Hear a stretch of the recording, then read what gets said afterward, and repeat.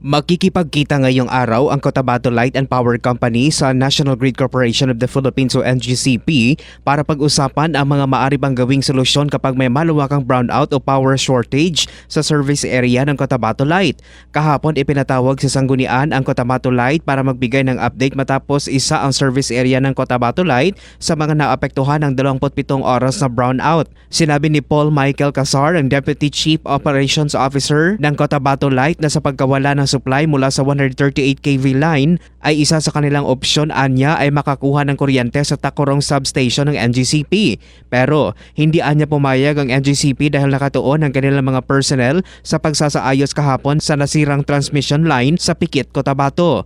Makakatulong din sana ayon sa mga konsehal ang mga power generators ng Cotabato Light, pero ayon kay Casar na hanggang 4 megawatts lang ang kaya nitong maibigay na kuryente at hindi sasapat sa 46 megawatts sa buong service area nito.